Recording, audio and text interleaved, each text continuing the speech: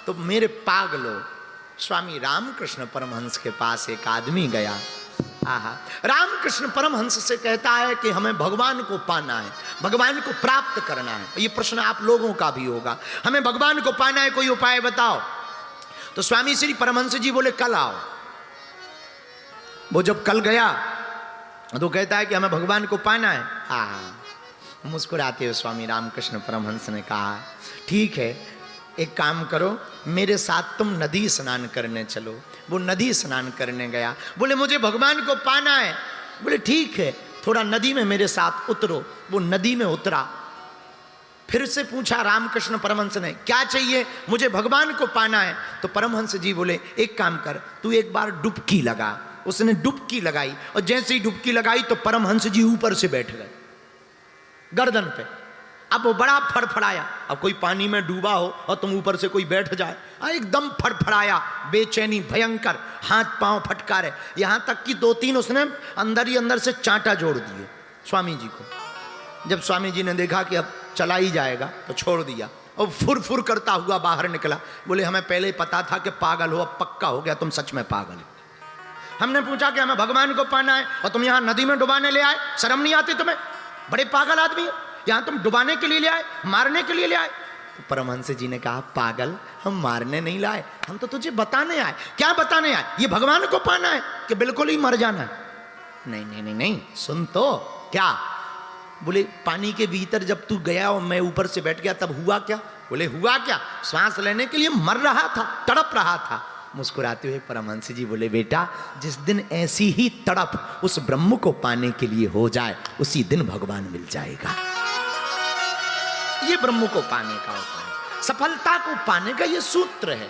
तड़प जब तक आपके अंदर, बेचैनी प्राप्त करने की, हनुमान जी को पाने की, बागेश्वर बालाजी को पाने की, सन्यासी बाबा को पाने की, जब तक आपके अंदर तड़प नहीं होगी ना, मीरा से सीखो। वो तो प्याला भी पीती ना, आहा, जहर है पता है मीरा को, पर मीरा से किसी ने कहा ये विष है। मीरा कहती हाँ विष तो है, पर पंडित जी ने ठाकुर जी का चरणामृत कह के दिया है। विष है मुझे पता है, लेकिन पंडित जी ने ठाकुर जी का चरणामृत कह के दिया है। जो देने आए हैं भगवान, उन्होंने हमको चरणामृत कहा। अब अगर उनका चरणामृत है, मेरे प्रियतम का, मेरे प्यारे का, मेरे गोविंद का, अगर चरणामृत में विष भी है तो मैं जिससे प्रेम करती हूं उसका चरणामृत विष भी स्वीकार है। ये मीरा है, ये मीरा है, ये मीरा की तड़प है। मीरा कहती मुझे और कुछ प्रिय नहीं, मुझे तो गोविंद प्रिय है। मीरा को न जाने क्या क्या कहा, राणा ने कितने प्रयत्न नहीं किए, और मीरा के जीवन में घटना भी क्षणिक घटी। हमारे पास बहुत बच्चे आते हैं कि कथा क्यों सुननी चाहिए।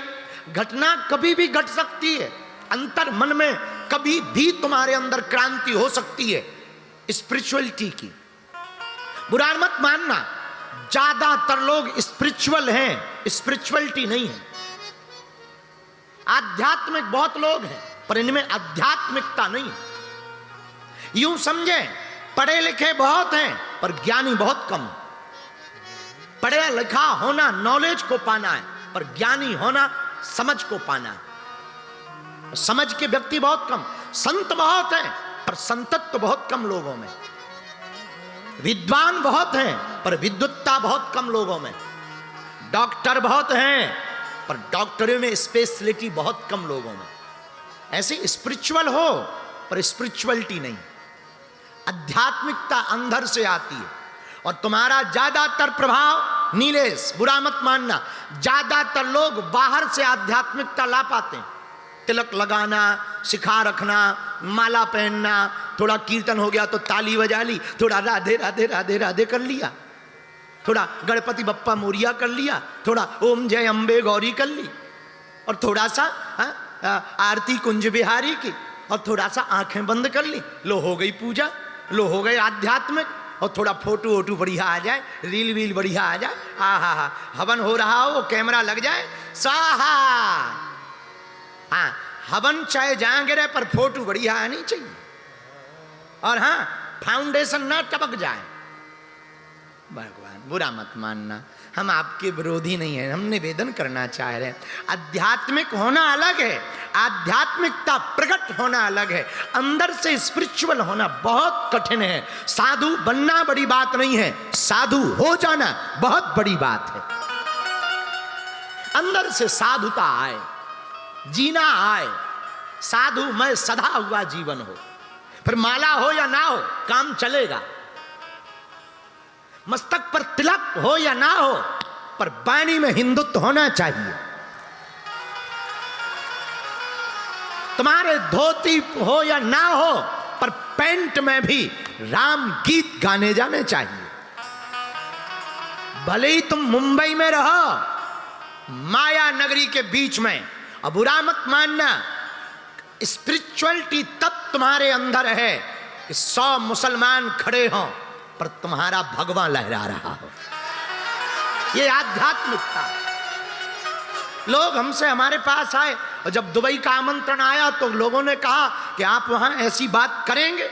हमने कहा हम करते किसके लिए, हमारा फंडा फिक्स है, एक ही फिक्स है, हम उनके खिलाफ नहीं हैं लेकिन अपने पक्ष में तो है। मेरे पागलों, आध्यात्मिकता ऐसी होनी चाहिए कि तुम मंदिर में भगवान को ना देख पाओ तो चलेगा, पर नर में नारायण को देख लेना। ये आध्यात्मिकता है। तुम्हें भगवान मिले या ना मिले पर जीव में शिव दिख जाना चाहिए, ये आध्यात्मिकता है। तुम्हारे मंदिर के भगवान की पूजा ना हो पाए चलेगा, पर मां बाप की आंखों में आंसू नहीं होने चाहिए, ये आध्यात्मिकता है। तुम कथा में सम्मिलित हो पाओ या ना हो पाओ पर मेरे पागलों तुम्हारे द्वारा किसी का दिल ना दुखे, ये आध्यात्मिकता है। अब तुम बुरा मत मानना, तुम लोगों ने बीपी के डर से नमक कम कर दिया, शुगर के डर से तुमने शक्कर खाना बंद कर दिया, लेकिन हराम का खाना बंद नहीं किया। और तुम आध्यात्मिक हो। हमारे पास आके कहते कि आई एम स्पिरिचुअल, ठटरी के बरे। You are not spiritual, you are fake, तुम एक फ्रॉड हो। क्यों? मेरे पागल हो, बुरा मत मानना, हम अपने लिए भी कह रहे हैं, आपके लिए नहीं। हम एक दिन हमने खुद अपने ऊपर लिखा, शायद आपने पढ़ा हो। एक दिन हम बैठे थे तो गाड़ी में कहीं जा रहे थे, हमने लिखा कि बाहरे बाबा तूने भारत में प्याज खवाना तो बंद करवा दिया, ब्याज का खवाना बंद नहीं करवाया। हमने तो अपने पे भी लिखा। और आप कहते कि हम आध्यात्मिक नहीं, ये आध्यात्मिकता नहीं है कि तुम्हारा भाई रो रहा हो। आजकल तुम्हारी फेसबुक पे 5000 फ्रेंड है पर खुद के भाई से बात नहीं होती।